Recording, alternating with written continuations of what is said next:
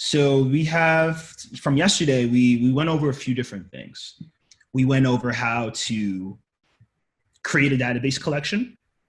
We also learned how to present our task on the page. We added functionality to the task and adding a new task. We also had added functionality to change the status of the task. And then we also made an incomplete task counter to show how many tasks are getting completed or are uncompleted at a time. Okay. So today what we're going to go over, and then lastly, we did task filter as well.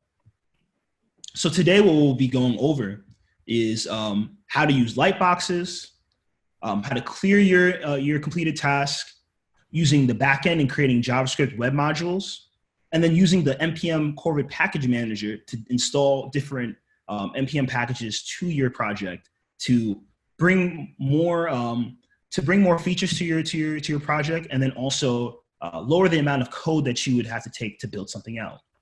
Then we're going to go through cron jobs and show how to make scheduler jobs with the things that you have built in the backend. Cool. And then we'll also go over how to produce your project, how to publish it and deploy it to the web. Like we mentioned yesterday, doing this with Corvid is super easy. You don't have to go through any services like Netlify, Heroku, or AWS. You can actually just go straight from the editor and press publish, and your site will be exposed to the web. So there's so many different features here, and we're going to go over some main ones. Happy and glad to get started. So without further ado, I'm going to come back to the slides, and we'll go over some things of what we're going to step into today. So just give me 1 second, and I'm going to bring this up. Let's see here. All right. Let me share my screen.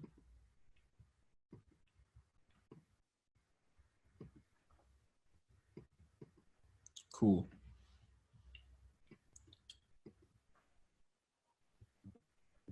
So yesterday we did some things with Wix data, and we updated items from collections, right?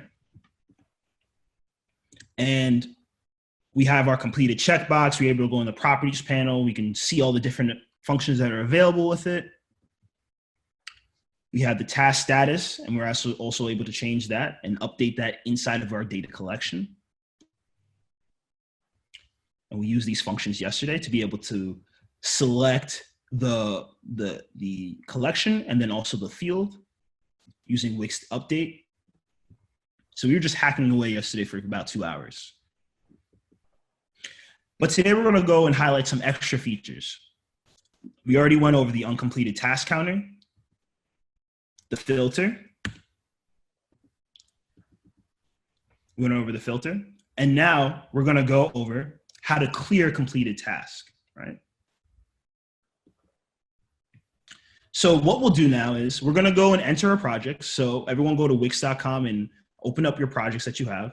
And if anyone has any troubles bringing up their project or showing anything, please let me know beforehand before we start to dive in, and we'll get you caught up to speed with what we have.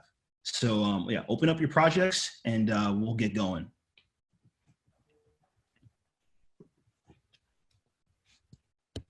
Okay. I do have one question. Sure. I think I left off at the part where I was gonna paste the wait promise all. I'm not sure where that one belongs. Sure. Yeah. So those wait promise alls would go, I believe, right in the $W of the. Let me see. Let me just double check. Would it be on the on ready? Because it would be promised on. Yeah. So you'll have it on the on ready because you're calling those two functions that you had for updating the task. And then the other was for the filter. So let me just bring up the GitHub right now. It's on my other screen. And then I'll also present to you the project that I have here that's finished. Okay, cool. So if you see here, we go to home. And let me just bring the zoom box a little smaller. So this await promise all is going to go right here inside this async function that you had to add a new task. Right? And you can call it right after you have everything here. So once that promise is returned, it will invoke these two functions will start. All right, sounds good. Thank you. And then also you can put it here inside your completed task, completed checkbox. There's different ways that you can start this promise up. This is obviously a lot more concise using promise all. So this is where you would put it. They're not necessary, but I definitely advise you to put these here inside of your functions. Is that clear? Yeah. Cool. All right. So you just want it in both of them, right? Should be fine. Yeah, you can have it in both of them, in the completed checkbox and then also in the add task async function. Gotcha. Mm-hmm. Thank you. No problem. Okay, so in this module that we have for clear completed task, we're going to remove all the completed tasks, and then we're going to click the clear completed task button, and we're going to approve the deletion and through a light box. So a light box is just an extra box that pops up when something is triggered. So in this case, when we go and click that button, it's going to ask us, hey, like, are you sure you want to delete this task? Are you sure you want to clear this? Clear this list of tasks? And it's going to ask you yes or no. So right now in your projects, there's actually a light box that's already there. So if you go over here under pages and you go to light box, we're going to see another one here for clear confirmation. So this light box kind of acts like its own page in a sense. So once you go and click it, you'll see that the code in the IDE changes, right? So it's the same type of code that you would implement elsewhere, but it's just inside of this light box. So let's follow this first step that we have, right? We know that we have this clear completed button that we have here. So this right now, if we go and click view properties, we know the ID of this button is clear complete button, completed button, right? And like we said before, we can go here and change the ID if we'd like. There's other events that we can do. But in this case, we're going to go back to the light box here on the side, on the left side site structure pane. And this light box is going to pop up. Are you sure you want to clear your completed task? Yes or no? All right. So we're going to start to use an API called Wix window. All right. And Wix window contains the functionality that pertains to a current window within the browser. So the current window that's actually in the browser right now acts as the light box. Right. So at the top of our page on the IDE, in our page code, we're going to import Wix window from Wix window, right? So right here on line 1, first we'll import Wix window. Okay, so we can import this in the module of the home page, and then also we will do this inside the light box as well. So if we see here in the home page, we have Wix window, and then we also have it here in the light box. So let's follow the documentation. So now we have the Wix window open light box, right? We're going to come back and we're going to, hold on. Go here, light box. Right here in our clear completed task button on this on click that we have here for this, we're going to create a new $W that selects the button that we have here to clear. So we create this async function. So when you click the button, it's going to await and open the light box. And you can also put a message here for clear confirmation as well. So we create a constant that will hold this Wix window function to open the light box. And we'll start with that. So start with inside your onReady function, create another $W that selects the clear completed button. If anyone has any troubles getting that together, please let me know. But this is just an async function, and it actually highlights it within the documentation as well.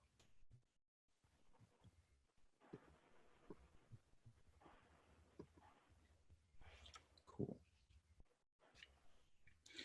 So, like I mentioned before, we have this light box that we have. And the light box will actually act as another page, and we're going to import Wix window once again, like we saw.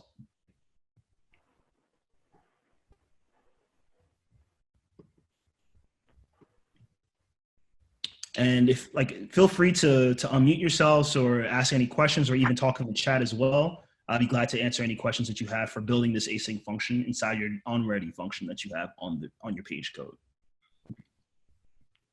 So I'll give you guys some time to type that out.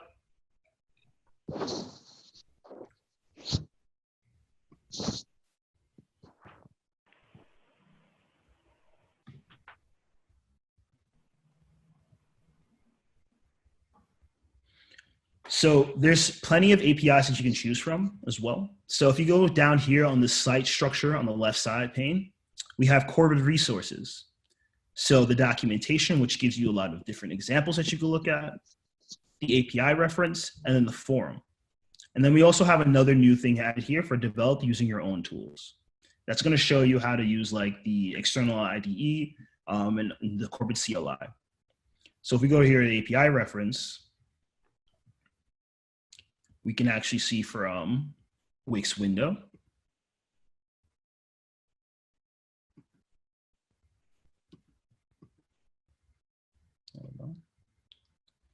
All the different functions that will be available for this API. Just taking some time to load. My internet's been pretty slow today. Just turn it off on this device. Cool.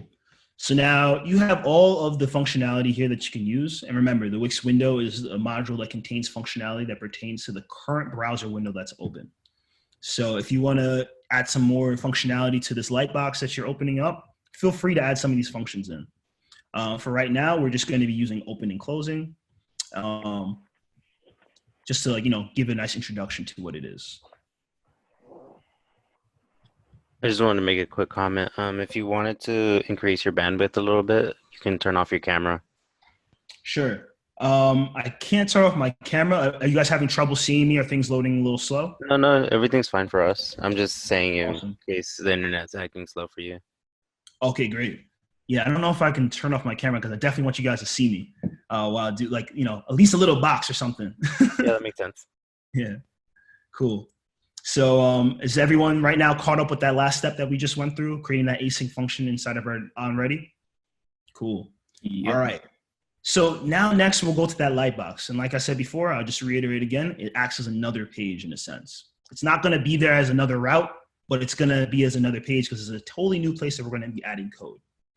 So here we're going to import Wix data once again. And inside our onReady function, we can leave it blank.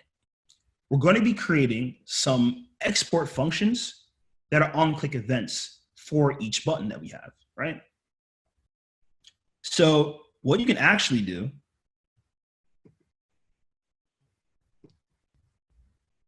so we have approve button. 1 second. We'll select approve button, this export function here. And then we'll have use Wix window and we'll close it and it will turn to true. And I mean, if it's closed, we'll have it true. And if it's closed here, we'll have it for false. These are two different buttons that are approving and rejecting what we're doing. So we have here our approve button, which is yes, and our reject button, which is no. So these are two different export functions. And to get started with these export functions is really easy. You can have these as these on-click, the way that we type the on-click for our homepage, or you can easily use the properties panel to make these functions happen. So if I just go here to the way this was created, I go here to this yes button or the reject button, and I right click and I go to view properties. Right? And when I go to view properties, that window I just closed would open up right here in properties. And actually scroll down here to on click and I can go to plus. So right here it shows which trash can. I could just go here just to delete that real quick. But I can go here to on click plus, and it'll actually make the function for me. And then on top of that, I could just rename it and I could press enter. And the function, the export function will be created for me right there. And what the export function gives you ability to do is to use this function elsewhere within your code. So if I was going to import something somewhere, it's really easy for me to use those functions that I created elsewhere. So again, these two buttons here are for accepting or approving, and this other one's for rejecting.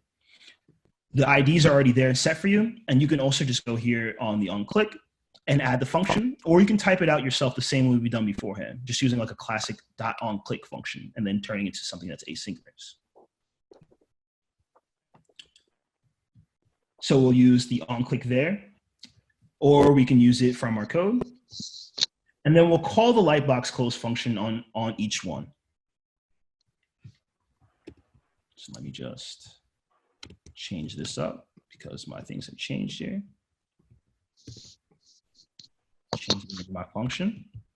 And I'll just paste this back in. Cool. So let's go back to the home page. Once we've done that. And has anyone had any issues using the lightbox or adding the code? Feel free to let me know. So we're going to go back to the home page. And we're going to add a condition to our clear completed task selection that we have here using $W, right?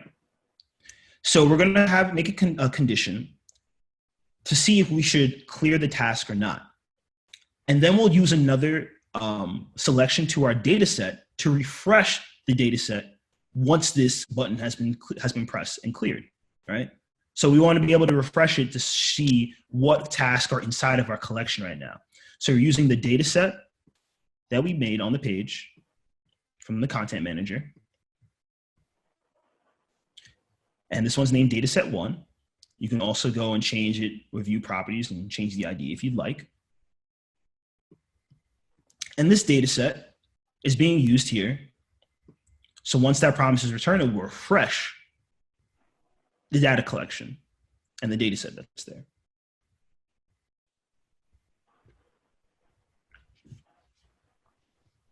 Don't forget to call the refresh or you won't see any type of functionality within your data set. It will just be things on the front end and it won't actually interact with your with what you have in your database. So it's really important that you do that. So this module here is pretty short, but it goes through some really cool steps to show you how to use code and export it elsewhere. And then also shows you how to use Wix window and also along with the data sets that we kind of went over yesterday. Does anybody have any questions before we move on? I'll give you a little bit more time to keep working on it if we do need it. And then we can head over to the next module that will show us how to use JavaScript web modules. So this next step is actually a little bit more complex. We're going to start building backend functions. This is probably my favorite part. Carson has a question. Carson, go ahead. For some reason, my visitor ID in my clear completed button is not defined. Mm-hmm. So the visitor ID, you don't necessarily need the visitor ID unless you make a field for it in your database. Oh. The reason I have that in my version is just to track different changes when I'm visiting the site or if someone on my team is visiting that as well. Oh, okay. So you don't necessarily need to add the visitor ID, and I can show you, like, it's just another field that I have in the database. And it's just, I wanted to show you this version of it to show like all the different things that you can add in it. Even though there might be like an extra feature here and there, it shows the complexity of what things are going on. Okay, I'll just commented it out for now. Cool. So I'll show you here what we have.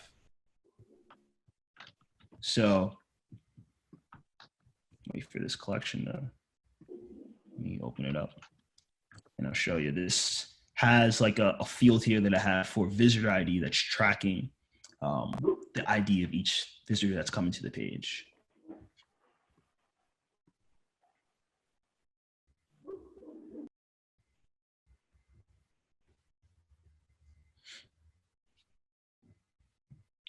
I should really boost my gigahertz on my internet. I just wanted to make a quick comment though. It was kind of hard to follow because the stuff that's written on the to-do workshop for the GitHub is a little different than what you have, so it's kind of hard to correlate the two. Which parts are you having trouble correlating?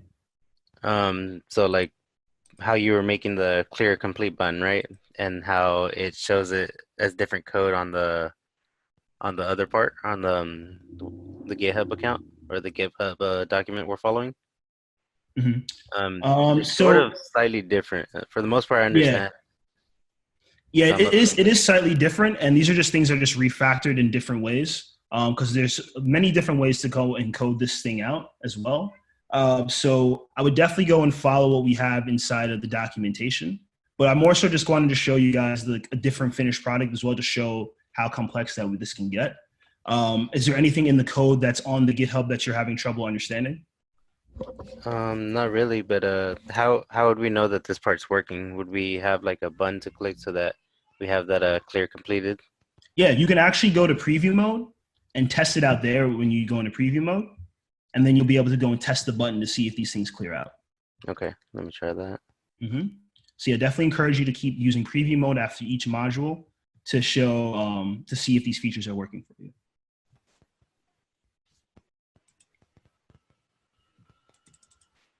Are you putting the dataset refresh in step 9? Are you putting that at the end of your function? Yeah, so we're putting it right there inside of the right there, okay, inside cool. the condition, and you can have it there as the refresh as well. Thank you.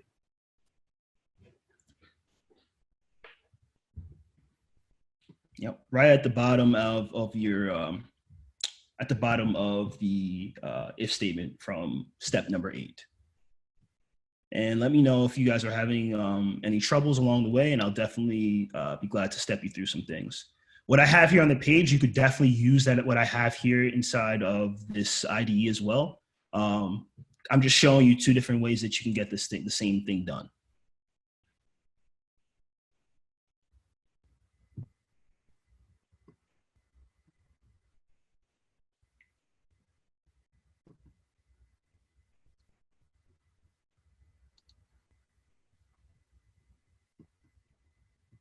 Cool. And is everyone able to get it on preview mode and make changes? No, I wasn't able to. My buttons don't seem to be working. Okay. Would you like to present your code to see if anyone else might be having a similar issue as well? Sure. Cool.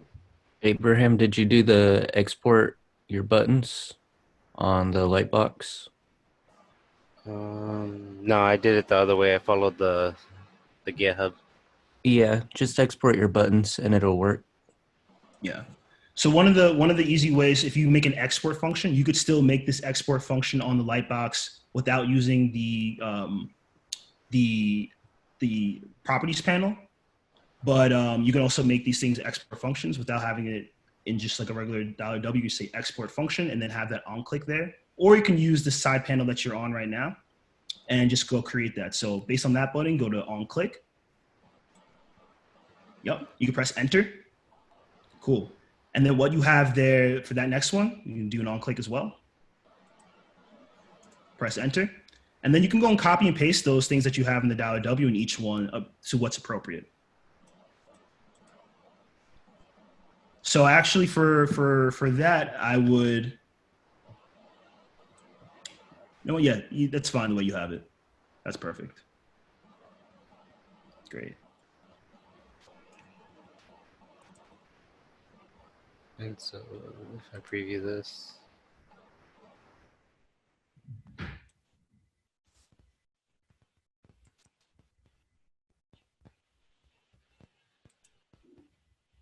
Okay, so that got the buttons working sort of. Must be something on my home that it didn't. Yeah, it's probably something on your home page. So let's take a look. So you need to add the refresh for the data set right inside that same condition. Inside this one, right? Yeah, inside the condition. You can add it right underneath the wait for the bulk remove. You can add it right there.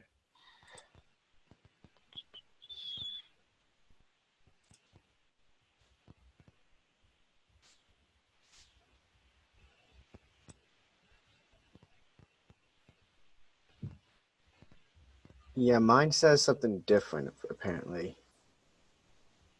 Mine keeps saying cannot find module backend task operations in public pages c1dmp.js.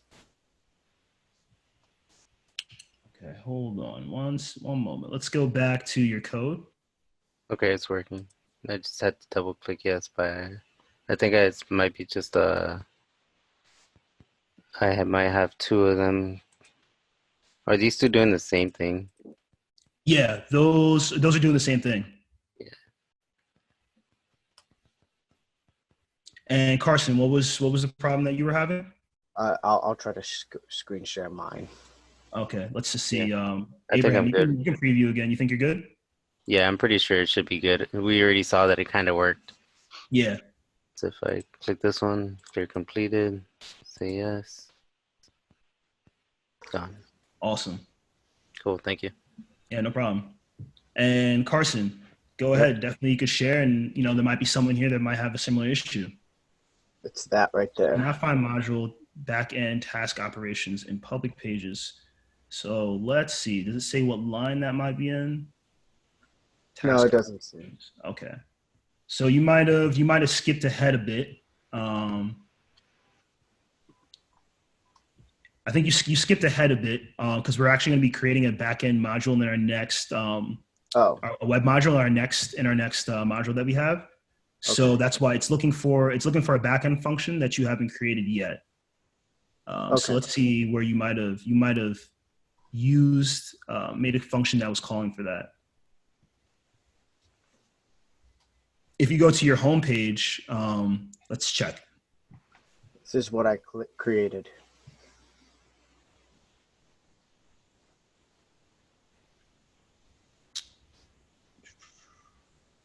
That's strange. Did you write inside of there the backend function?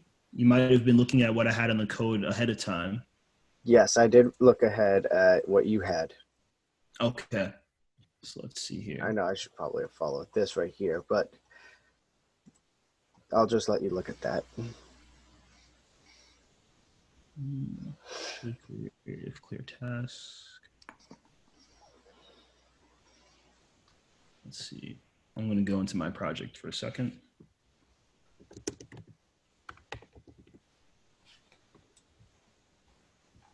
Did you import? What do you have in your import at the top of the page, if you don't mind scrolling to the top?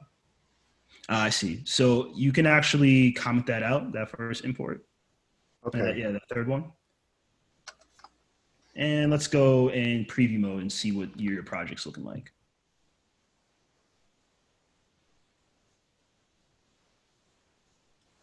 It's not gonna work just because he didn't have any code inside of his clear. Oh, you didn't? Okay. So if you go back, let's add some things there. In the clear completed button? Yeah, you have that there. But you need to also add, okay, so you did it from the way that I had. Okay. So you can also from there, I'll drop some code in for you. You want to make sure that you go and use This right here?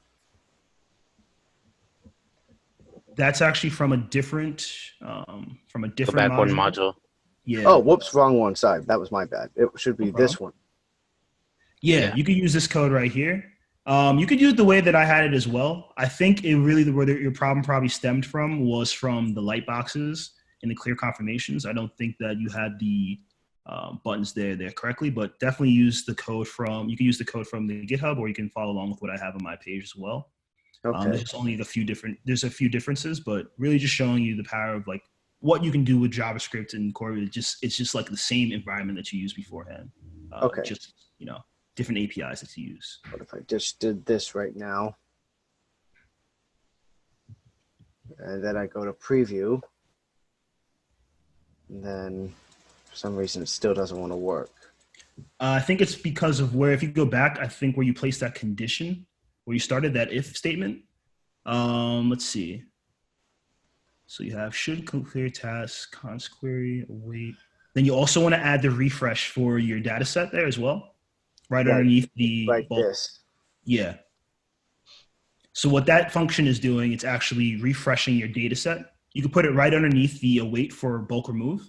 Oh, okay. Hold on. Let me just.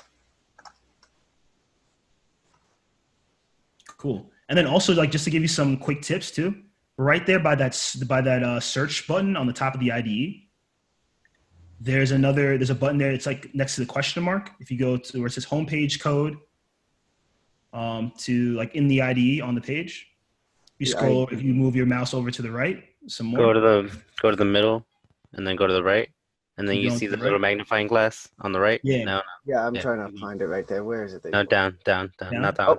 sorry, wrong mount. There's two of them. All good. So if you go there right next to the magnifying glass Oh, to I your see right, it No, on the right like side. on the ID. on Down. the ID. Down, right there. Go left Yeah. two squares, Yeah. So and right then next to that is actually a code format button.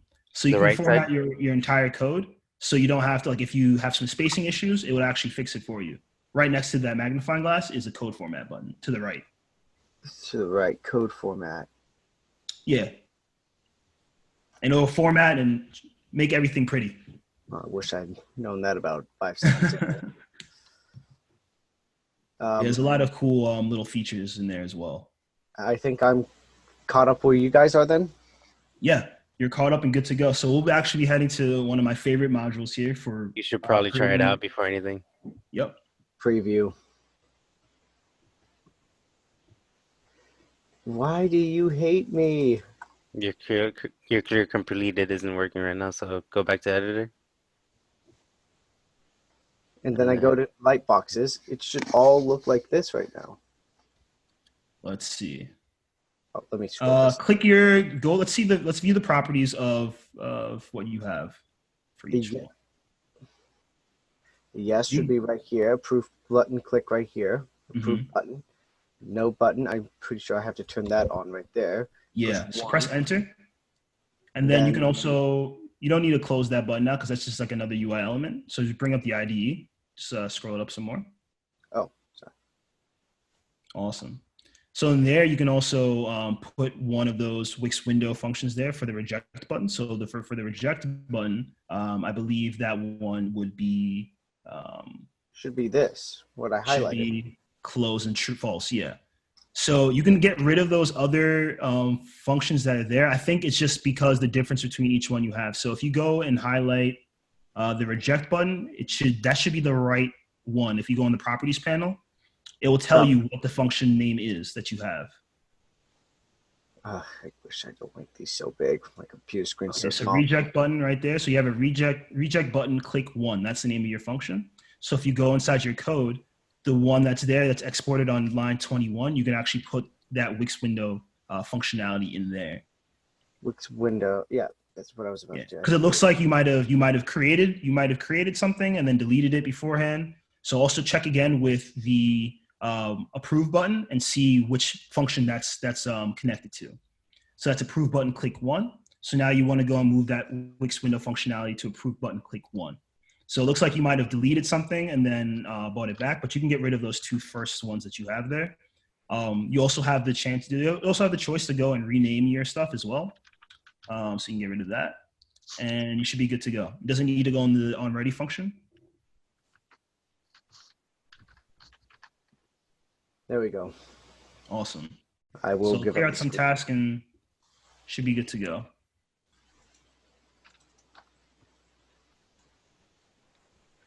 Cool. All right. So I think everybody's caught up right now. And let's go over to this page here. Cool. All right. So now from that last module, we learned how to use lightboxes, refresh with Wix data, and then export different functions using the properties pane. Super easy to do that way, right? So now in our next module for JavaScript web modules, we'll be able to move code for getting an active task count and to the server, which is our backend, and then call it to our front end using JavaScript web modules. So sometimes when you have like backend code in certain languages, or let's say you have a stack that's a little different, maybe it's not an all JavaScript stack and you do something like JavaScript for your front end and then Ruby on Rails or Python for your backend, right? A lot of the times you have to go and make an API just to go get some of that backend logic that you need just to connect to your front end. But for this case with Corvid, there's no need to do that. Everything is built in and it's all in-house. And the tools you need are right out the box. So for creating a backend here, we're going to be using Node.js and web modules to do so. And it's really easy actually just to import your code that you're having from your front end, from your backend, and bring it to your to your front end just by using the import functions that we have on the top of the page. the same way. So what we'll do now, we'll follow what we have inside of the documentation here on GitHub. So to add a web module, we'll go here to backend, go to new web module, and we'll open that up. You can name it what you like. For this one, we're going to name it task operations, right? Task operations.jsw. And when you do open this up, it will create some template code there. You can get rid of all the template code. It's just showing you some examples of what you can do and how you can build it, things that you can add inside of there. So another thing to highlight about backend functions and backend modules here is that you can actually use all the APIs that you have there from Wix inside of these backend files. You could also fetch from back here using the Wix Fetch API and also bring it to your front end. There's a lot of different things you can do. This is a place where you're going to build a lot of your business logic or just the brains of your entire operation that you have going on. Cool. So what we'll do now, since we're working with our data collection and we're working with our tasks that are stored there, we're going to import Wix data to the top of our page here in our backend code, right? So we're going to import Wix data. That gives us access to the Wix data API. So we're going to add the same logic that we had similar to what we had in our front end, right? So we're going to come back and use the .eq from Wix data. We're going to select the field that we have for completed inside of our collection after we chose the data collection using Wix data. And we're going to use the .find function. Then again, afterwards, we're going to use our completed task IDs and then use a map function to create a new array of them, and then bulk remove task while it's connecting to that collection. We'll make another export function to get the active tasks that are going on. You don't necessarily have to use the visitor ID. If you'd like to, you can add that as a field and use this as a parameter. This is just showing you some more options of what you can do with data collections. You can leave that parameter empty if you'd like. So let me just get these and I'll show you what it can look like.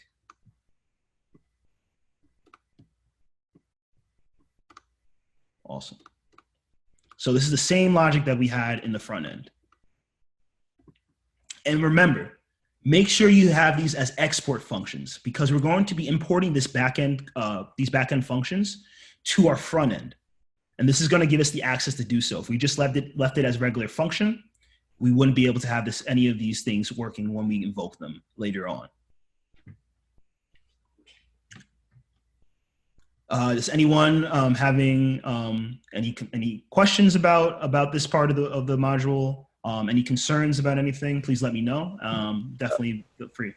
A quick question. Do you want us to get rid of the export function multiply when we open a task operations? It's on mine.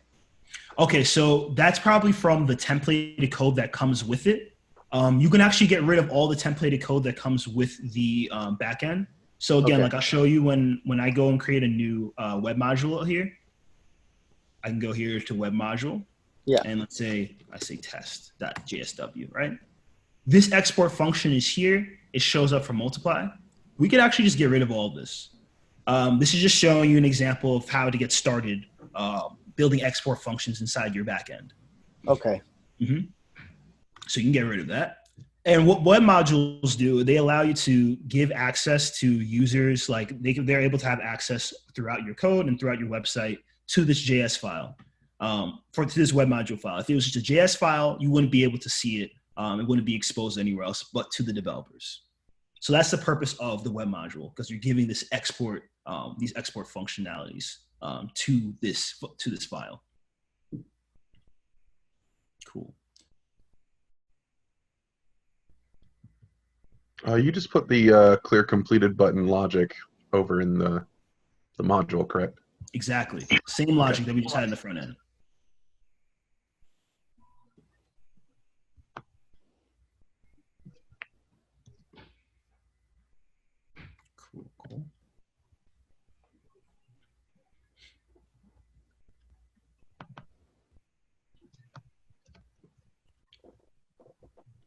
And then again, like if you're when you're making backend functions, feel free to also go to the API reference of the forum. There's so many different things in the forum to learn what people are doing, what they're sharing, how they're doing things with code. It's a great place for JavaScript in general. Even if it's outside of Corvid, you can learn a lot of things about logic and how to format these things correctly. We have people from the outreach team at Wix, and then we also have developers that are some of our super users, people that are just JavaScript enthusiasts in general.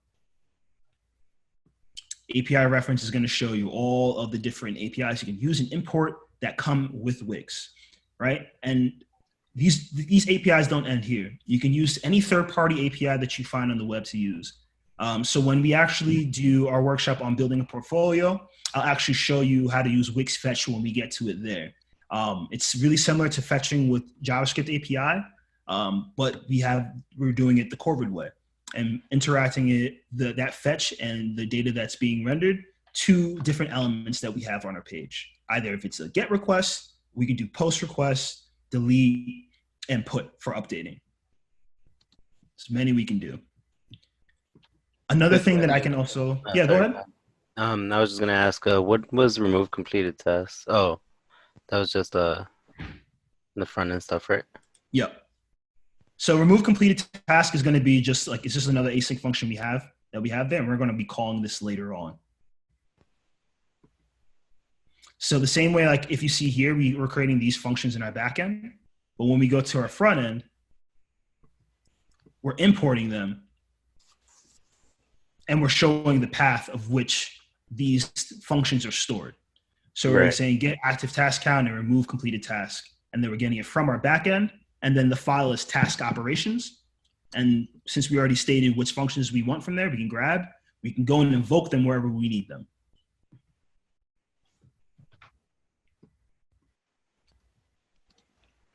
Yeah, I still don't see where you got remove completed task from. So this remove completed task is a new async function that we have that we're creating in our backend. And then we're importing this function to our front end. And then we'll use this in our front end. So if I go remove, and then we'll use this again here. And you could either use the visitor ID or you could just go and invoke the function. You don't have to use the visitor ID as a parameter.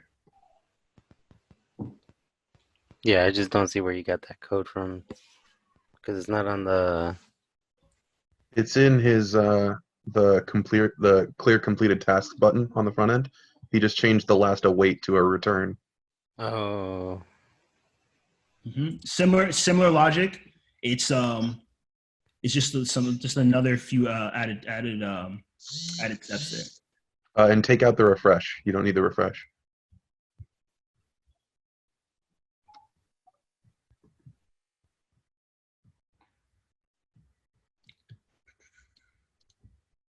Cool. So let me know when you're set and ready to go. If you have any troubles, don't worry. Ask out again. You have me, and also encourage you guys to collaborate throughout this as well. Just to check. We are at step 4 or step 5 because I followed up to where it says with this the constant active task count equals await. Are we at that step, or did I just go ahead? So that's right now, like our step that we're going for is the get active task count. But I like to just kind of condense this all into one when we're in this backend code. So right now we're at step number, let's say we're step number 3 right now inside this web module.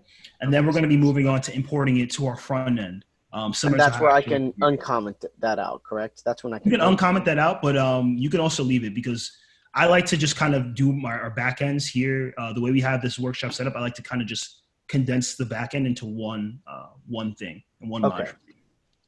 Okay. So I'll go ahead and I'll share this with you.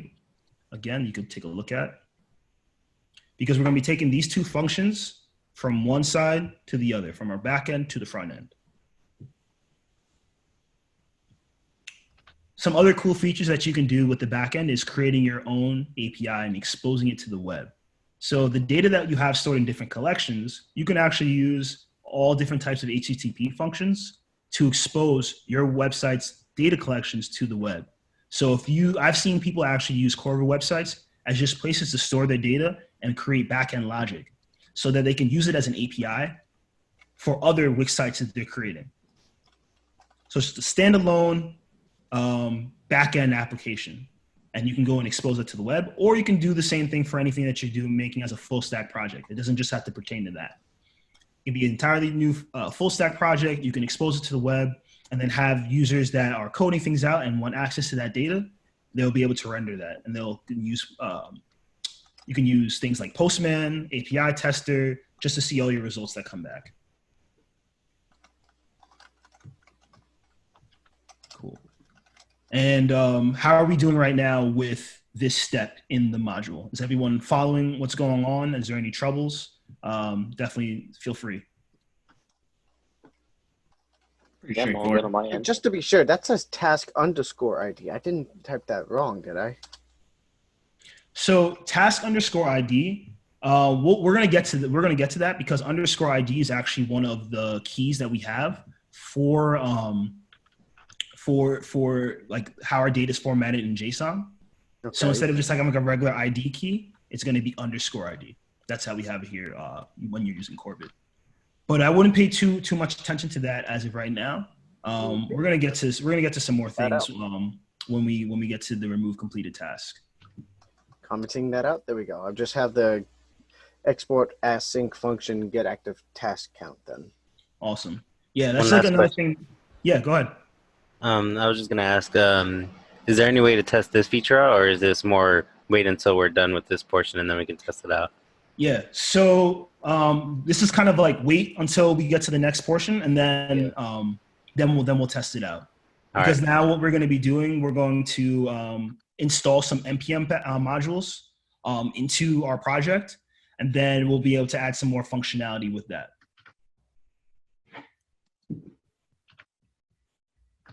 Because we're going to be importing this over to our front end, and then we're going to replace some certain things.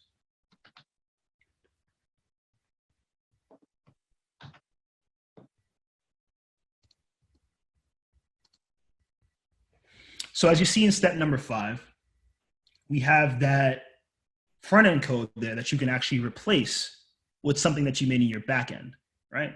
So the active task count, you can actually replace it now with what we just made in our back end.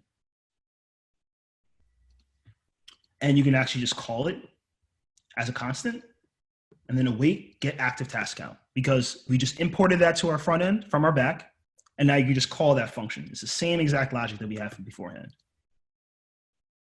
So let me just get rid of this here so there's no confusion. And then what we did was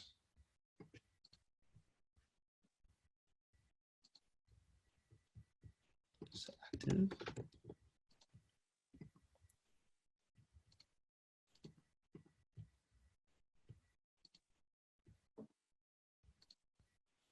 Let's call it again, active task count.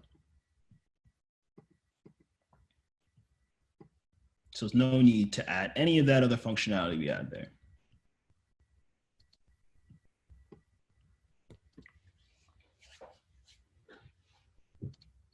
So are you saying to like comment that out or remove it? You can actually replace it. Okay. Yeah, you can replace it with the constant of active task count, because we just imported that function from our back end. We brought it to our front end. So now you can replace the logic that you created from before with just that. So we're switching places of where we had things. Okay. Do we have to do it, or is it just like you were just teaching us that we could do it? You could do it. This is more so just showing you like how you can switch things from back end and front end. Okay, yeah, that's understandable then. We don't have to Mhm. do it. It's just you're just showing us that step. Gotcha. Yeah, exactly. That's why there's really nothing else to preview here at this step, because it's really just showing you, hey, like you could use backend and you can import and export functions back and forth. So if you want to make things a little bit more concise in your front end, and you know this is going to have some more backend functionality, you can always bring it over there.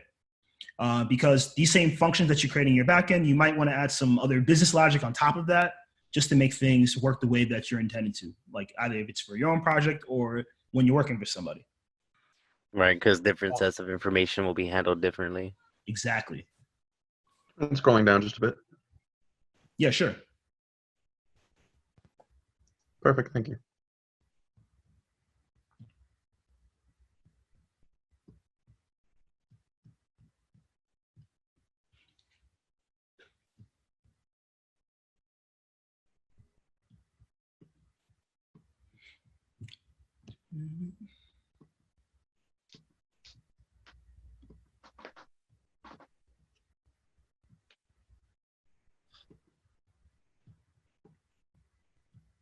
Cool.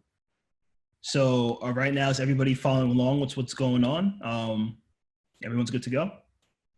Good to go. Cool. For So- me. Good to go.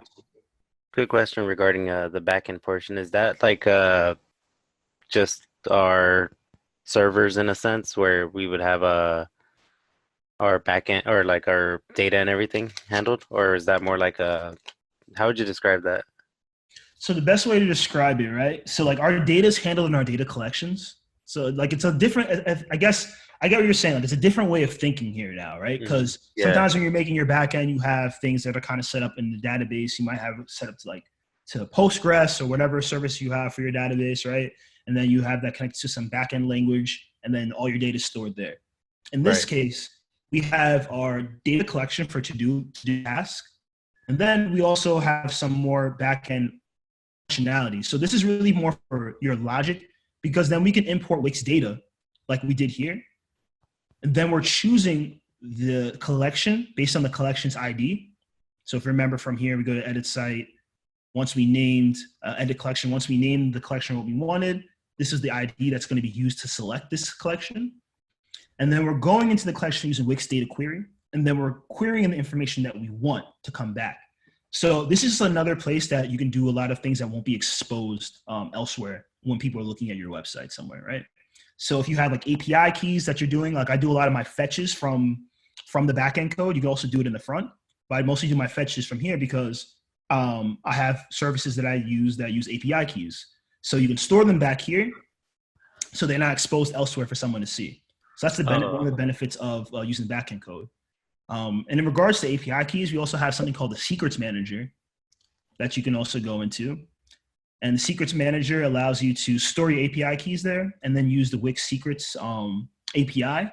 And then you can just call the variable what you have the API key. So you can securely store your API key somewhere, so not even people that go and visit, like that can edit, have access to your site, can even see that API key if you don't want to expose it.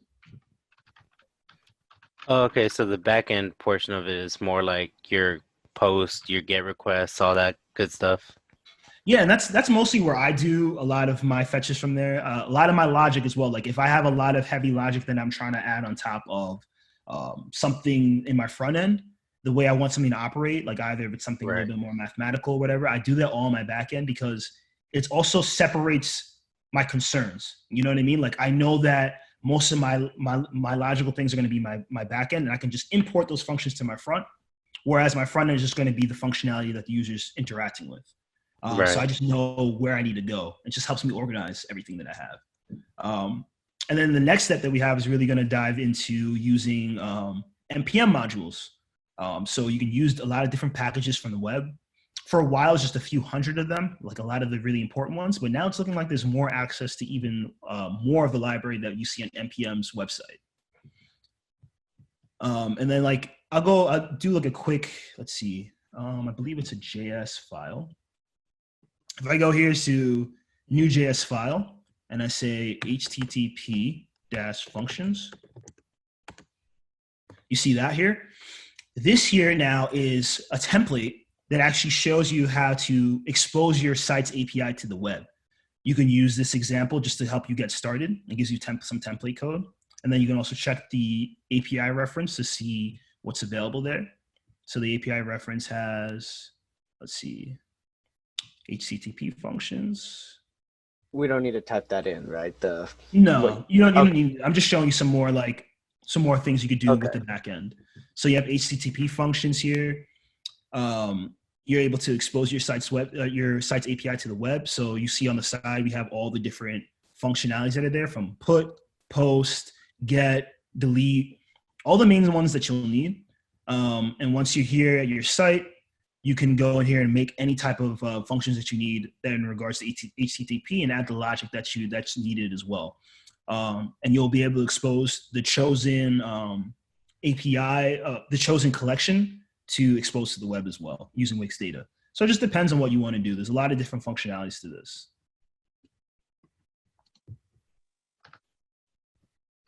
Cool. All right. So is everybody ready for the next step? You can give me a thumbs up or write in the chat or just holler. Yep, Cool. I'm ready. I think I All should good. Should be Awesome. good. Ready? Holler. Cool. So once we move that logic to the back end, let's speed things up a little bit. Let's learn some things about the package manager. So when you guys are using Angular, have you been using npm packages or anything like that? Or do you have anything that's your favorite? Yep. Yeah. A bunch. Yep. Nice. So, I mean, I like to use like TensorFlow. I like to use Google API, AWS. What else we have here? Lodash. I love Lodash to help make my JavaScript a lot more concise and just like a lot more readable. And then what we're going to be using today is an API called SendGrid. So are you guys familiar with SendGrid at all? No. So SendGrid is an API that's actually, I think that's made from Twilio. So Twilio is a company that allows that really helps with push notifications to different businesses, like especially to SMS. So they also have this other service called SendGrid that allows you to send send emails through an API. So if you're going to a contact form, you can go and fill that out and send an email. For this case, we're going to use SendGrid a little bit differently than that. But on Thursday, we're actually going to be learning how to use SendGrid's API to use post requests to send over to any employer that may be coming to your portfolio website. All right. So for our next step, we're going to learn about the package manager. So you'll see on the side here, we have the node module, so a pane here called node modules on our left. Right? If I go here to the cog and I go to install new package, all right, I can just go here and type in SendGrid. Right?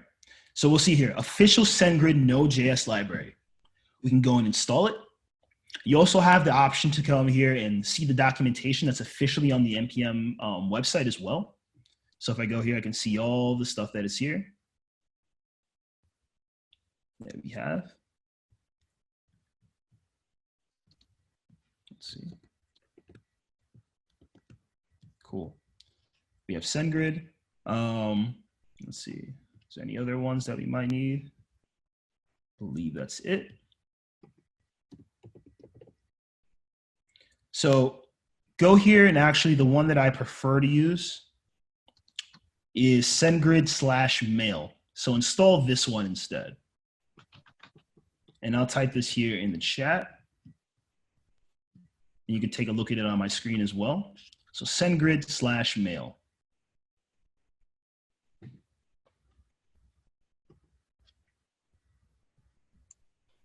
Quick question. Does it matter if we download both, or like will they? Yeah, so Yeah, they will won't. they You put can together? download both, or you can delete the other one that's SendGrid. It's just confusing because sometimes NPM has a lot of different things that are named the same thing. But we're going to use SendGrid/mail. But the thing is, it actually won't. Even if you have these different packages installed, it won't interact with anything or slow anything down or cross different ways because you haven't actually added any functionality to it. It's just installed on your project. So if we don't import it, we won't get any functions out of it. Nice. Cool. Sounds good. Thank you. Yeah, no problem. And if you go here, you can go and search up, let's say, like I said, I love TensorFlow because I just started learning a lot about machine learning. It's there. Azure, pretty sure Azure's there, but it looks like it's not supported at the moment.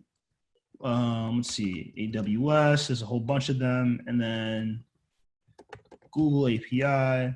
These are all some really cool tools that people like to use. And then also Lodash. I love Lodash. That's there. You can have and import there. And maybe Ramda.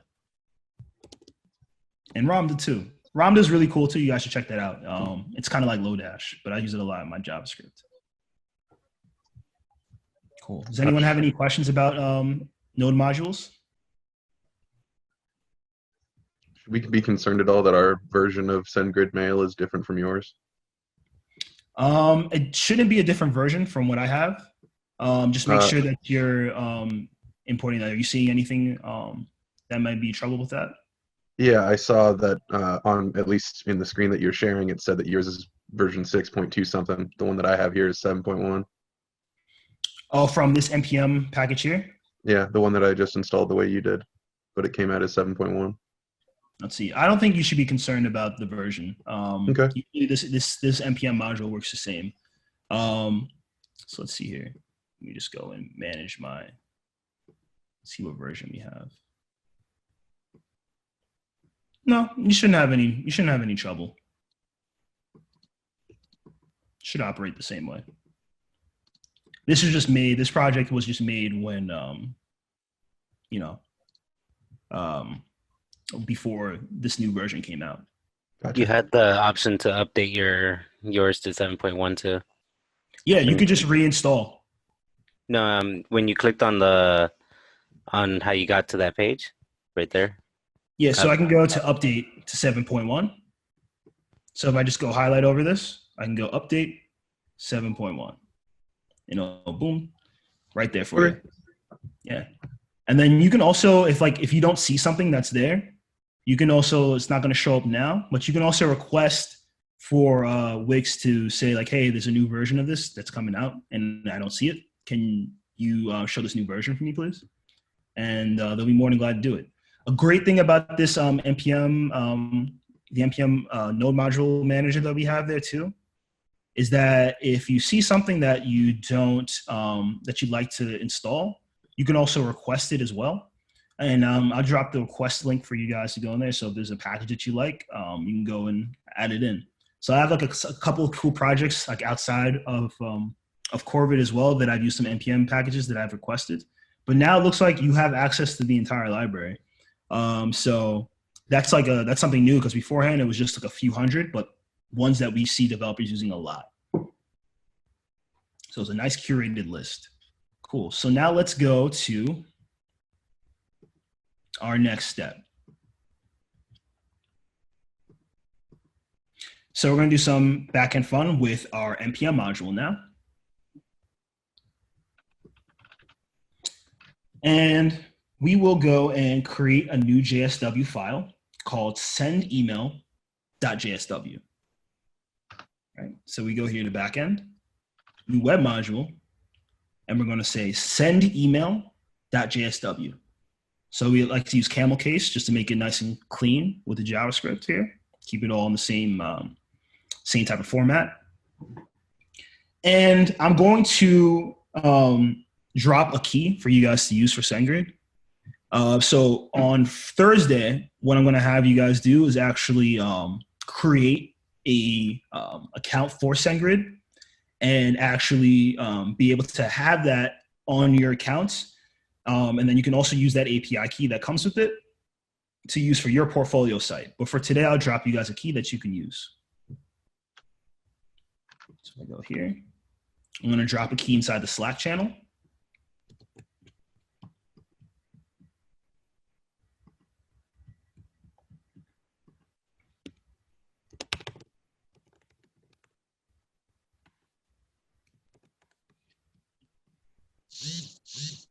Cool. So now that SendGrid key, you can just go and copy and paste that there and follow what we have in the documentation. So make sure that you import the web module that we have that we're using. And in this case, we have SendGrid Mail.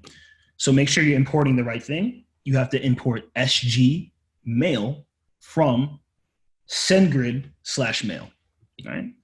So you can see a lot of those things in the documentation here to see like what's required and how to install it. It'll tell you. You need SendGrid. You can name that what you like, but I like to keep it within the same thing. You can have it there for SG mail. All right, so this will also show you how you can use this through like an API. If you want to use the API instead of a web module, an NPM module, the NPM package just gives you a lot of an easier way to actually use the same functionality, but with less code. All right. Cool. So once we have our key inside of our backend function here that I dropped to you, is anyone having trouble getting the key? Is that all good? Cool.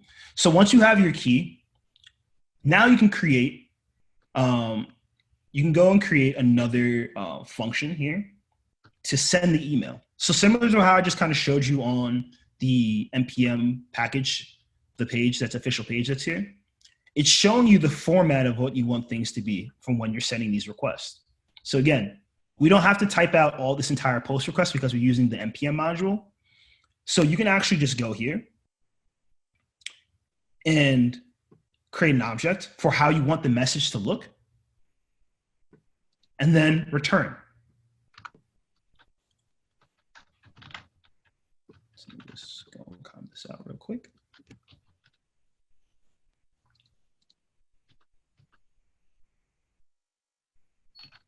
So we have our parameters for two, the subject and the content. So it's like pretty simple of how the email would send.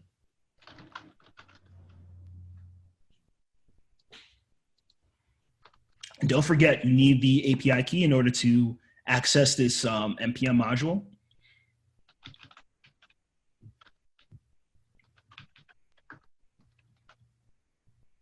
So now once you're finished with this, you have the functionality to send an email on request.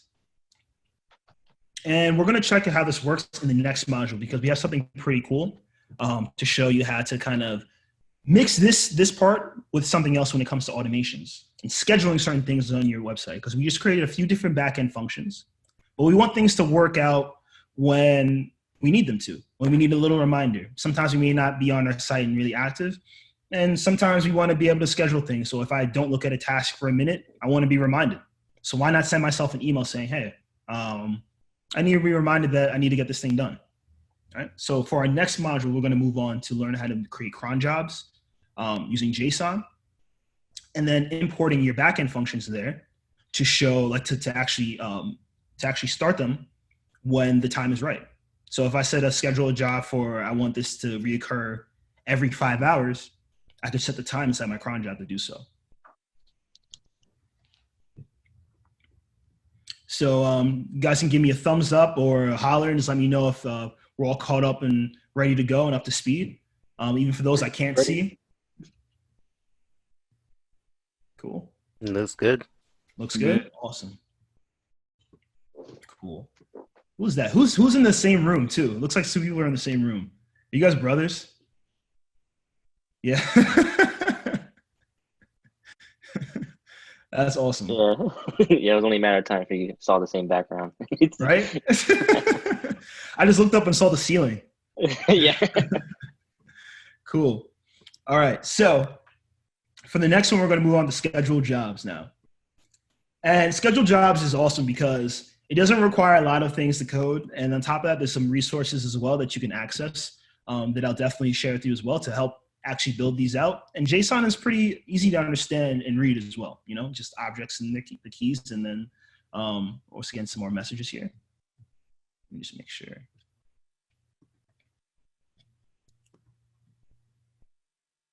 We're getting some messages. Can everybody see what I have here on the screen too? Cool. All right. So in this module, we'll add a new job and run it daily, because we want to be reminded daily that we have certain tasks that might be completed or might not be. And we're going to use a job scheduler. So take some time right now just to look at the API reference that's there. It's highlighted. It says job scheduler under new concept. And take a look at how this API reference looks like here. And like in terms of the support that we have. So we're configuring jobs to get things done that contains a JSON object. And we're going to set this up for recurrence of every single day. So you see at the bottom of the page there, it's talking about jobs and it's putting into that array. and then it's holding that object that's there. There's a lot of different things that you can do. Okay, so hold on, let me just pull this up again.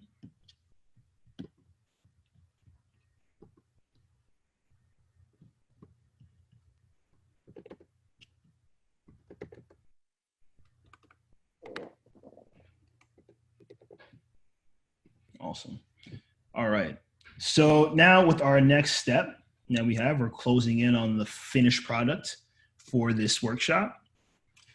So now we're going to go on the side pane here, and we're going to make sure first, before we jump into the schedule of jobs, we have those functions set up as a new export function, right, inside of our send email. So similar to what I have here that's highlighted out. Let me just go and bring this back here. We created a new export function to send the task reminder.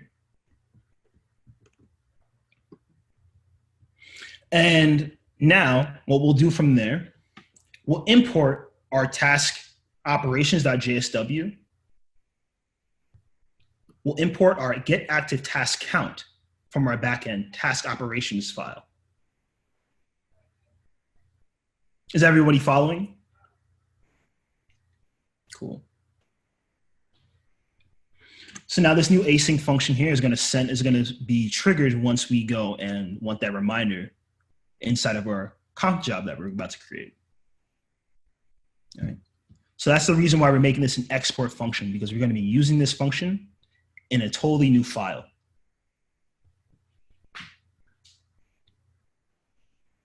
Great. So right now we're on step number 3.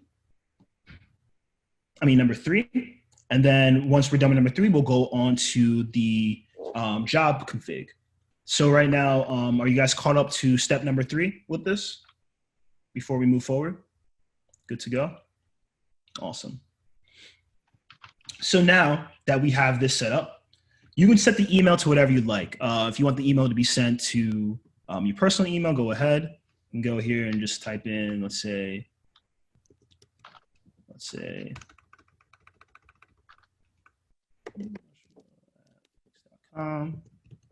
that's my personal email, and then I can set this for wherever I want for send task reminder.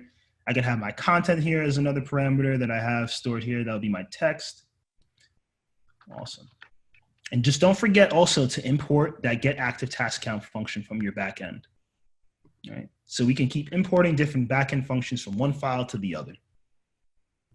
Also, we can bring those to the front end too, depending on how you want to do it. There's not a lot of limitations in terms of moving different functions from front to back. It's really easy. It doesn't require any fetches or anything like that. Cool. So now for our next step, we're going to be adding another function here, another file here called jobs.config, called config, right?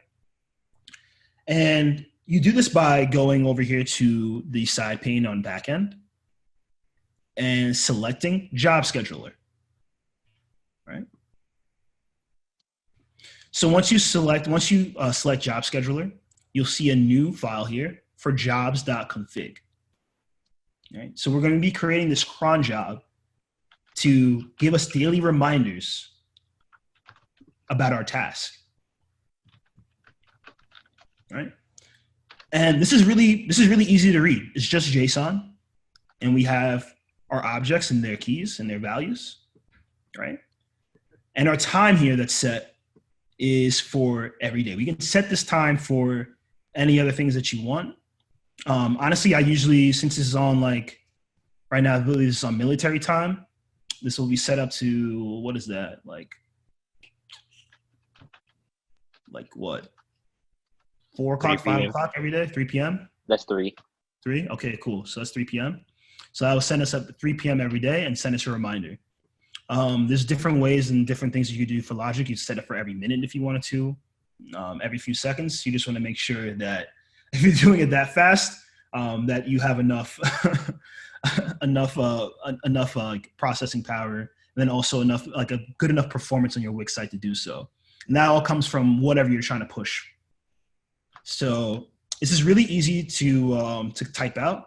If anyone has any troubles with this reminder here, there's really nothing to preview at this point. But right now we're closing in on what we have here structured in our website. So what we'll do now is you can go and preview. And our next step, we're going to be going into production and how to actually deploy your site to the web.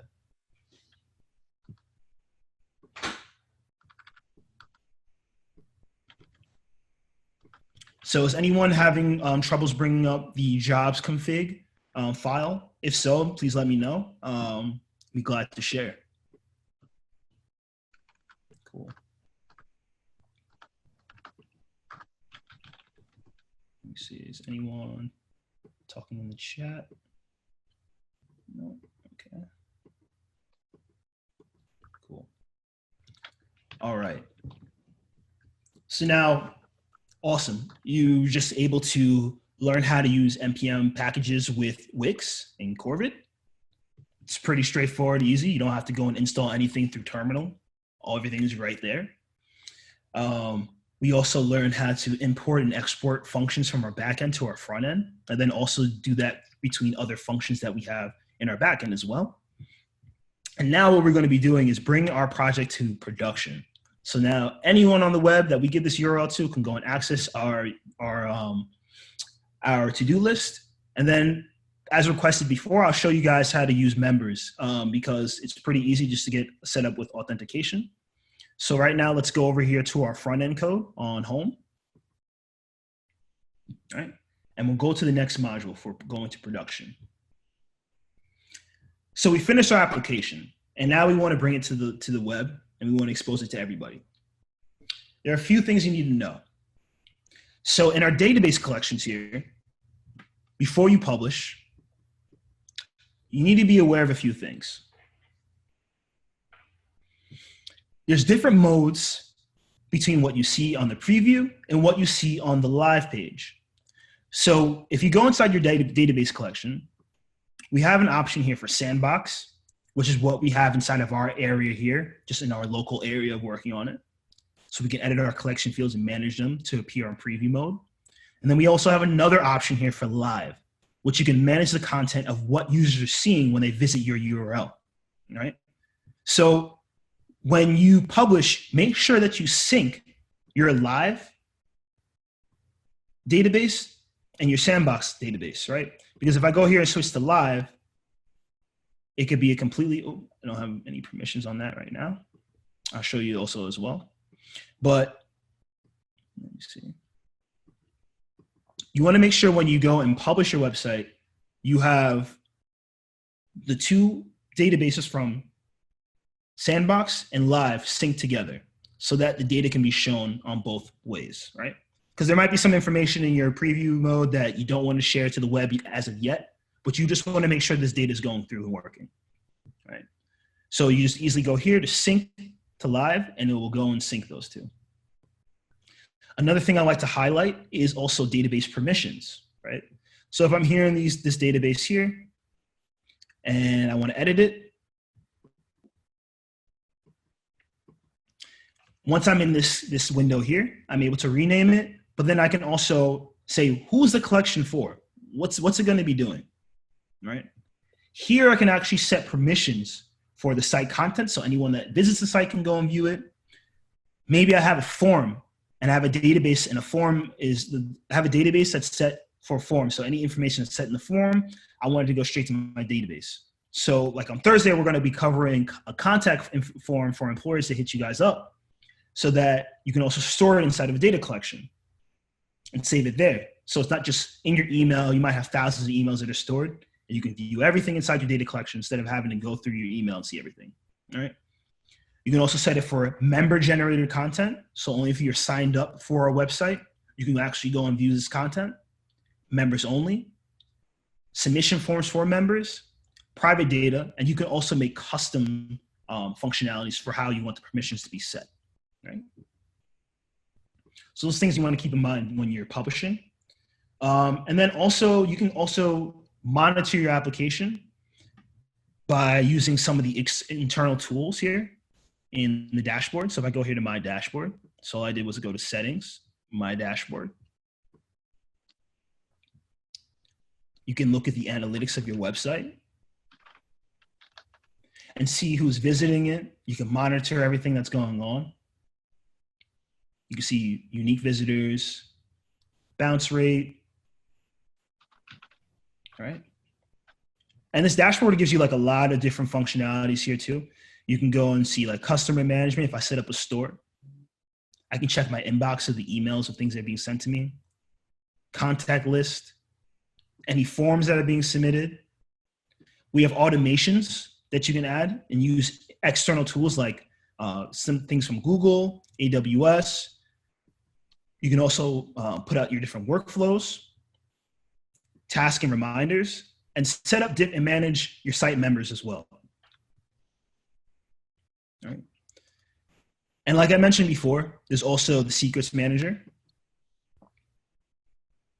You could store your API keys here if you don't feel like having them in the back end. It's also another like secure place to put them.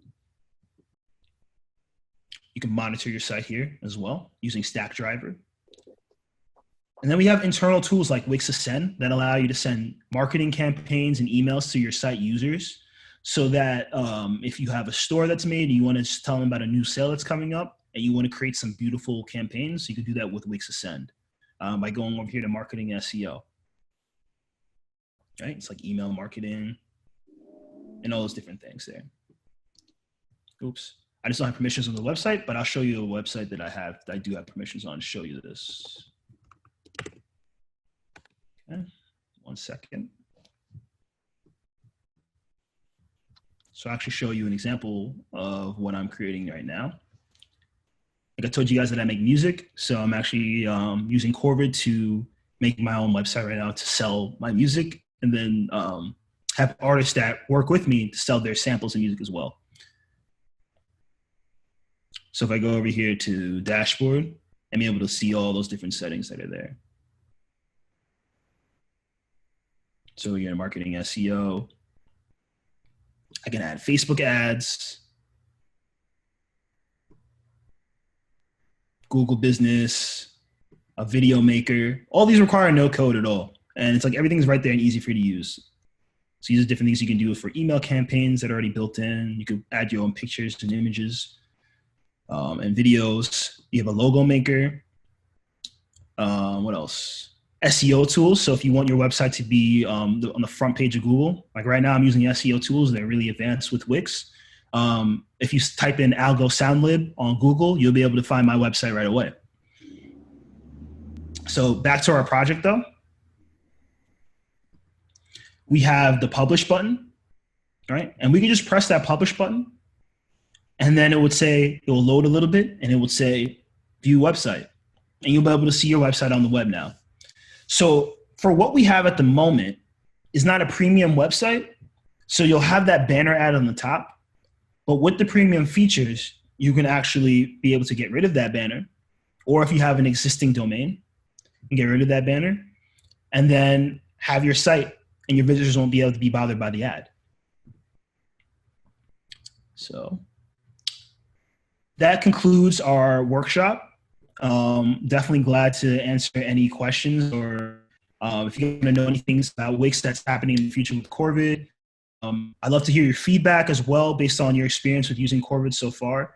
So yeah, go ahead. I believe this is an open forum.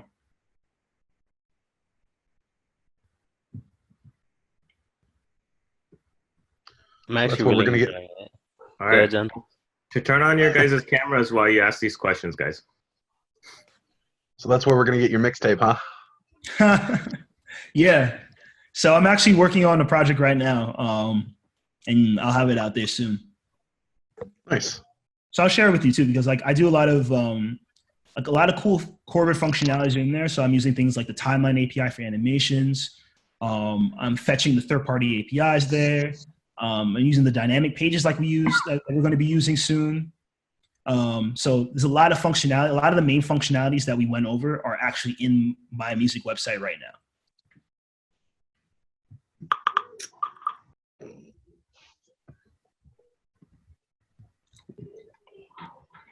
So yeah, go ahead and post just like Is it pronounced Angel, Angel? How do you pronounce it? He prefers on hell. Angel? Cool. So yeah, you can go and post your Wix sites inside there, just like Angel did. That'd be great. Just to, like, have everything that's there. You know, you can go ahead and share. You're muted, buddy. We can't hear you. We can't hear you, dude. I'm sorry. It sounds like he unmuted himself. It's just his mic isn't working, I guess. Yeah, we can see it. I'm sorry. Oh Yeah. man. You can barely Just hear run him. over to Joseph's computer. Tell us what Yeah, you're Yeah, saying. hell. just push Joseph out of the way. Roast him. All right, that's it.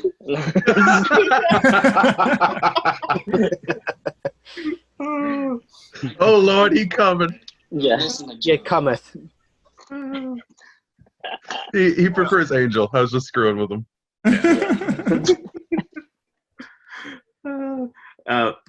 I had a question about the server capabilities, like the backend and whatnot. Like, are there different tiered structures that you can kind of pump extra bandwidth to, or is that just something that you guys like on your backend kind of scale accordingly?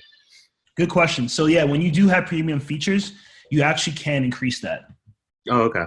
Yeah. And I'm assuming there's a different tiered price point. Like, you know, like in Azure, you have a slider and you could say, okay, I want it, you know, Cheap as X, possible. or cheap as possible, or hey, I want everything because I have like a conference I'm hosting through here and I have 2,000 people who need to get registered and everything, and it hits my API and all that kind of stuff. So yeah, so there isn't like a slider like that, but there are different tiers. So I'll actually share these with you right now. cool. And then also I'll show you guys how to use members. It's really easy to get that authentication started up on your website too. So we'll dive into that a little bit more too. So let me show you. If we go here to compare plans, hold up, bring up my screen. Hey, so we can add this to our portfolio, right? Of course. Yeah, There you go. like right now, any project that you build anywhere, add them to your portfolio because you're showing employers how like involved you are across the tech community with things you build, right? I'll still put this in the maybe section for me. I still feel like we always need practice on something.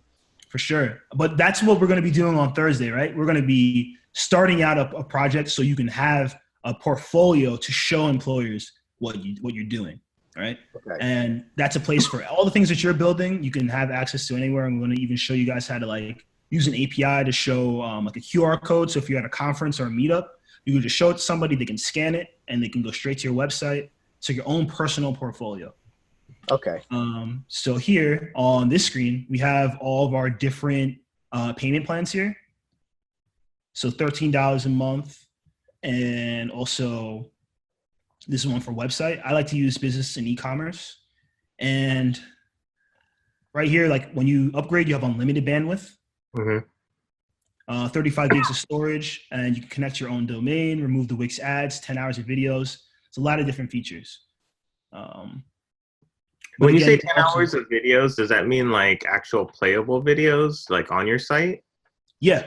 So we actually have a vertical called Wix Video, and you can upload them there. But if you have something on YouTube, you can also like just embed the YouTube YouTube box there, use the API. Oh, nice. And then does that so when you do the video function that way, is it private and only accessible via that site, or do you have settings like that when you do your guys' video service? Yeah, so you can actually, with the video, you can actually store it inside of a data collection and then set that data collection to have permissions for whoever's visiting your site. Oh, and if it's something that you want to like make custom, just like how we do in the to-do list, you can customize it to have it like based on whoever you want visiting your site, either if it's members or just regular users. Cool. Yeah. So I'll show you guys right now too, actually how to use Wix members. It's pretty easy. So let me just go here to like another site real quick. I'll just go to this one. It's another to-do list copy.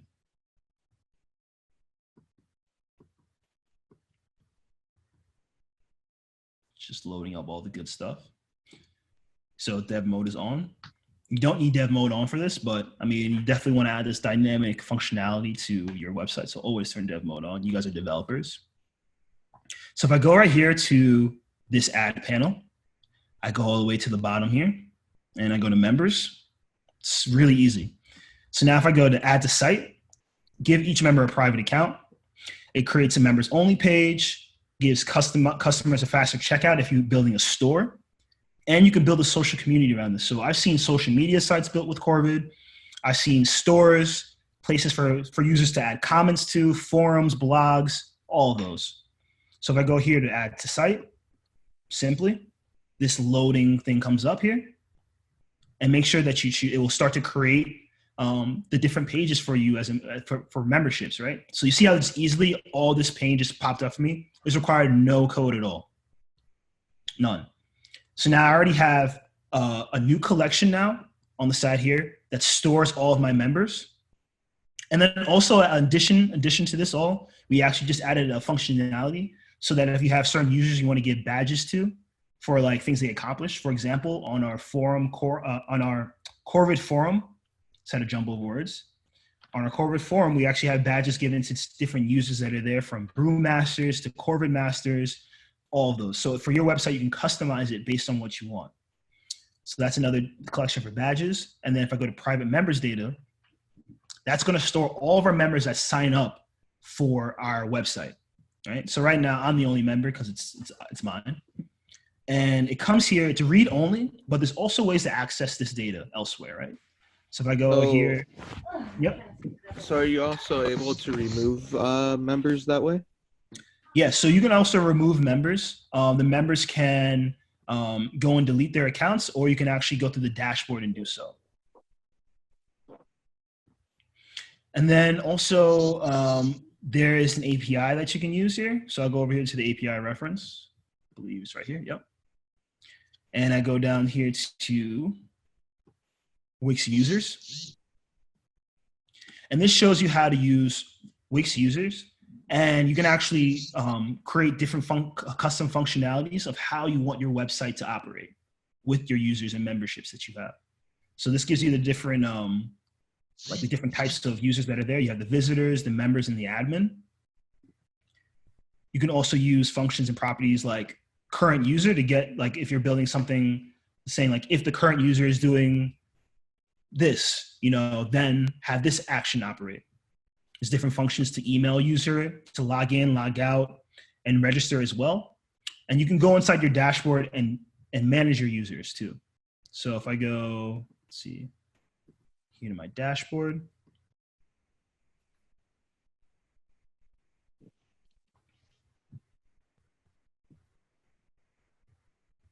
And customer management, site members. I can go and delete my members here. I can search who's on my website. I can manage all my badges here. This requires no code at all. And again, you can use Wix users and Wix users backend, those APIs, to go and interact with the users that way with code, just to add some more custom functionality to it. There's so many different features and new things being added. Always check out the Corvid official website. So right here, we'll load it up. So the Corvid official website is going to have, we'll just click that twice. It's going to have example projects. But also show you documentation, tells you all the features, and gives you some information. So if you're interested in becoming a partner, how we spoke about the marketplace earlier today, if you're interested in doing that, you can always become a partner. You just have to build a certain amount of projects. Or if you're working on a project and there's something complicated that, you know, you might not be able to do or might not have the time for, you can also hire a developer if that's the case. If you scroll down here, it shows all the features that come packed with Corvid that we went over.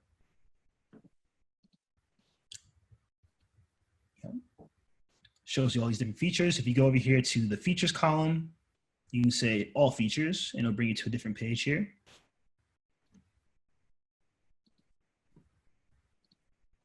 All right, and they're all organized by their different categories to choose from. And then you can also look at updates. So this is actually one of our newer pages that we just released.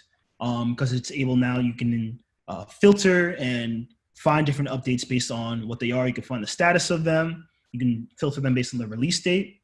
So recently we just had the new tickets API for offering tickets for events for guests. So now you can use this instead of like using Eventbrite or anything else. You can start to create your own ticket system through Corvid your own way. So sometimes those services like to take some percentage of money away from you that you might not be interested in doing if you're hosting your own event. But you guys are developers, you can create your own site and use the ticketing API to do so. We also have like the real-time API to send real-time notifications and messages on your website. So like, for example, we have this one example project that's here that actually gives users notifications on a website for a real estate company as an example, right? So I go here, this is a way for you to get to example projects to learn about things. And you can go schedule them from beginner, intermediate to advanced. These are the different categories that are there. And the project I was just speaking about is real-time notifications for real estate. So if I go here, this is one of our advanced examples, and they boggle down from advanced to beginner like I just showed you. You're able to see the code. Like, you can edit it. You can actually go into the project. You can view the example as it is, like in the web browser. So if I press edit, it will actually open up the entire Wix editor, and I can go and play it here myself. It gives you a description of what's going on.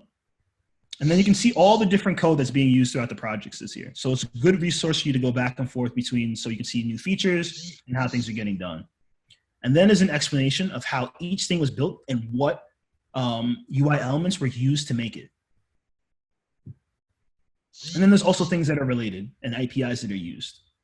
So definitely check out these features and these example projects. There's a lot of cool things that you can build and use as inspiration. And then you can even copy and paste the code that's there as well.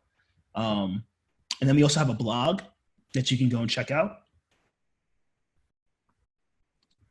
And the blog is going to be continuing to get updated more and more. We actually just did, as a company, they did a project to help senior citizens in Israel to help volunteer for them, right? So Wix is actually based in Israel, and they are working together with the Israeli government to help people volunteer during COVID-19, and then also a helping hands for seniors during the crisis. So this application, you should read this blog. It's like really complex, and it shows all the powers that you have when you're using Corvid. Is there anything else that anybody would like to know about? Anything that anyone has any questions of? Feel free. So a lot of us are having issues with the publish site. Everything works great in preview mode, but in the publish site, the functionality does not work. Yeah. So you want to make sure that you sync your live to your sandbox in your database collection so that you can see those changes. Okay.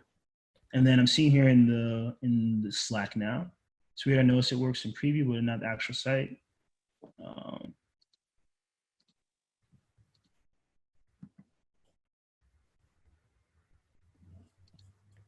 Yeah, so make sure that you go inside your database collection and sync it once you publish it from some sandbox to live.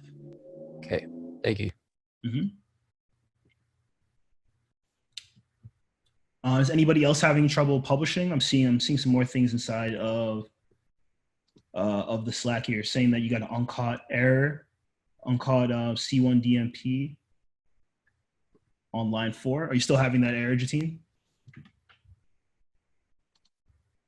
No, I was trying to figure out what their issue was. So I was playing around with some settings to try to populate some errors, but I'm good. Cool. I like how someone else added that background. Rob added his same background. So, that was pretty funny. All right. So, yeah, definitely. If you guys are having any troubles publishing or anything like that, definitely let me know right now. And I'll kind of go over like what we're going to be doing on Thursday and like kind of what to expect for the days to come. Right. So we got a day off from the workshop. It's been pretty long, and I had some fun doing this along with you guys.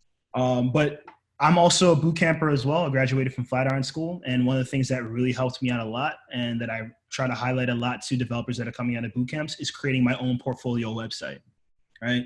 So the portfolio website, like we mentioned before, is going to help you express yourself on the creative side when it comes to code. And then also it's going to help you have people contact you a lot easier and learn more about you without even having to like search all around the web or try to have a guess and understanding of who you are.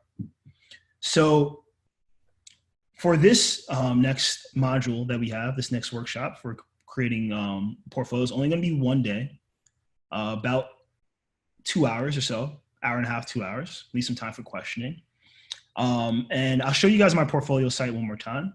I don't know if anyone might not have seen that from yesterday. So let me just go over here. So some of the things that I want you to prepare for, we use SendGrid today. We use an API key. But what I want you guys to do is go on the SendGrid website. Go to sendgrid.com, and I'll post this in Slack. Said it still didn't work. Okay. Did the sync, and it still didn't work. So we can take a look. Let's see, Angel, you're saying that you're having trouble still publishing? All right. So would you like to share your screen just to see like anything that's going on in your preview mode? Everything's working in preview mode, correct? Cool. So we'll take a look at what you have there. Let me stop sharing. And then also just before when he goes and shares, I'll tell you for this next workshop, I want you to look at SendGrid and sign up for SendGrid. SendGrid is going to be used as an NPM module that we have to have the employers or anyone that wants to collaborate with you send you emails when they go and fill out a contact form. So there's a lot of things you could use internally with Wix, but this is a good way to show you how to use Wix Fetch and use third-party services. Works in preview.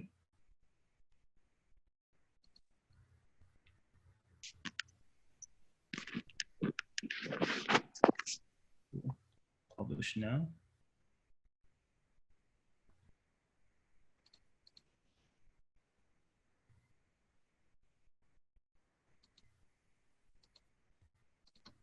Interesting. All right, so let's go back to your site. Is anybody else having this same issue here? Hold on, can't see everybody. Yes. Okay. I am, Yep. but also the preview isn't adding anything either, so my problem might be different. Same here, John. All right. See, can I go to your, can you see live? Yeah, click live right there.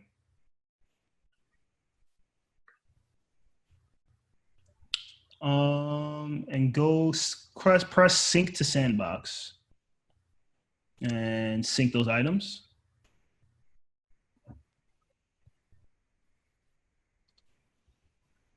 All right. So now try publishing your website one more time.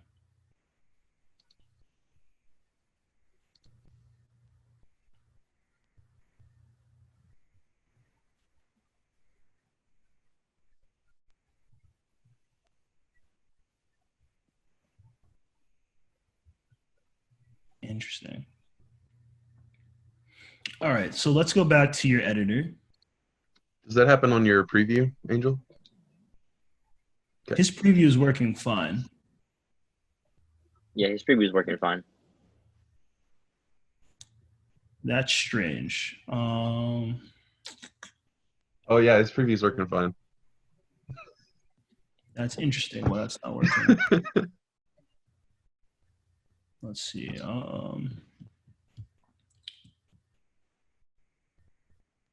Let's see what does your collections permissions look like? If you go to your collection to database on to do task and you click the cog, if you get out the dashboard there. Yeah, you can click the X there. And then there's a little cog there once you highlight over to do task. Yep. And go to edit settings. Site content. All right, let's see if we can change it up to custom. Go over there to what's this collection for? And scroll to the bottom, go to custom use and set custom permissions.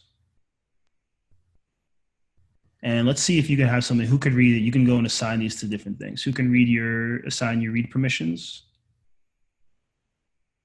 Anyone?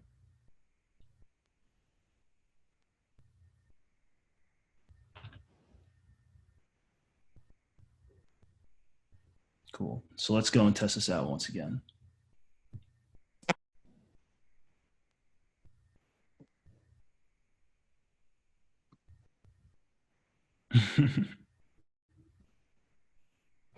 Sweet. So that's all has to do with your site permissions, and just make sure that you have everything all set beforehand. So if you take a look at that last production module that we have there to show you all the certain steps there, you can always come back to this GitHub and use that as a reference to show like how to make things work with publishing, or even if you're just looking for how different functions are working with the APIs. So I encourage everybody to go into their dashboard there and go to database, and we'll step through it again. I'll share my screen.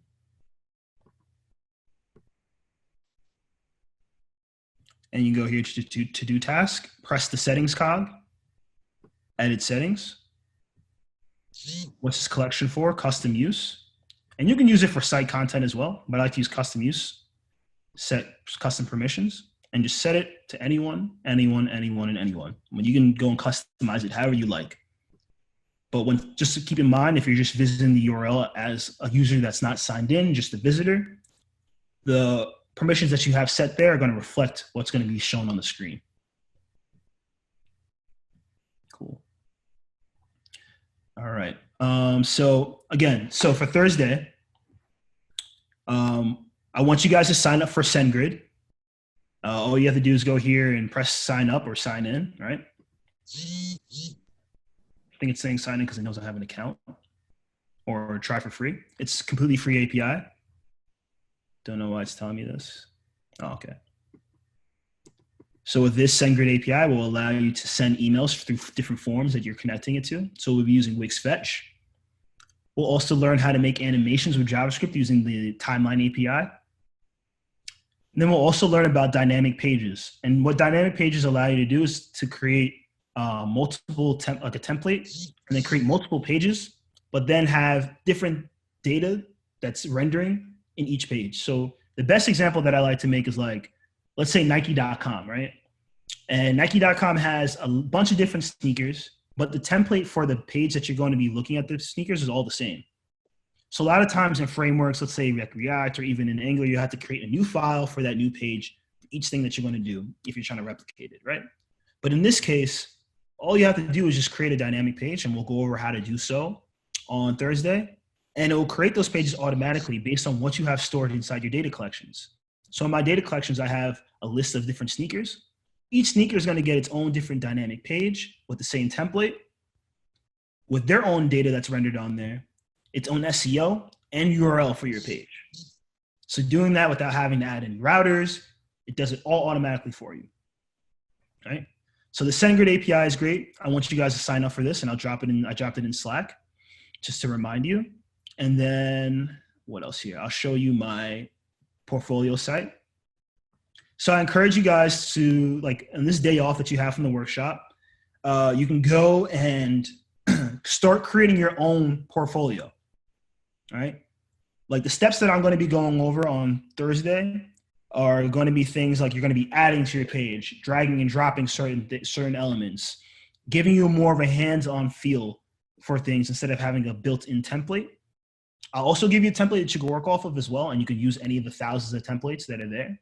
But I really encourage you to, put your own creativity to the test with what we have with Wix and Corvid. So this is my portfolio site. I'm using an API here to connect to your QR code to come straight to my site. I have some cool animations using the Timeline API, some cool hover stuff as well. a place for you to contact. And this is where we'll be using the SendGrid API. Blogs are really important as a developer. So this is one of my blogs showing how to use Wix Fetch. I called it Gotta Catch 'Em All, and I just did the Pokemon API. And then a place for you to go and show your projects using dynamic pages. Right? And we'll learn how to use Wix data to filter these things out.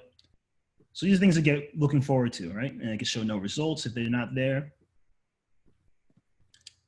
So I'm excited for this part as well, because we'll be able to build something that you guys can put on your portfolio yourself, and then also show your other portfolio projects that you made at the bootcamp and everything you have moving forward.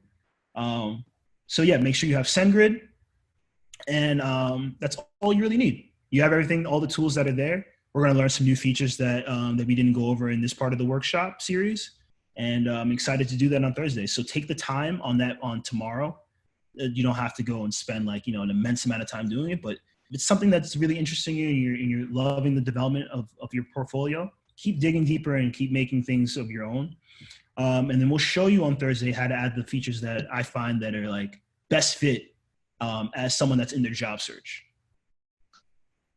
Cool. So thanks guys for coming out. If anyone has like any last minute questions for what we did for the to-do list, feel free to reach out to me. You can say it now, or you can reach out to me on Slack or email me as well. But it seems like everybody's pretty good. Yeah. Thank you so much. Hey, Yeah. awesome. I liked it. Thank you. Hey, no problem, man. Thank Yeah, you thank for you so much. coming out. Definitely. Yeah, thank you. I Yeah. can kind of hear Angel. I can Yeah. kind of hear Angel, but he's giving me the okay. He's thankful. He's thankful. Awesome, guys. So yeah, have a great day. Have a great rest of the day, and also like have a great day tomorrow on that day off from the workshop. Dive in a little bit more, and can't wait to go see you guys on Thursday.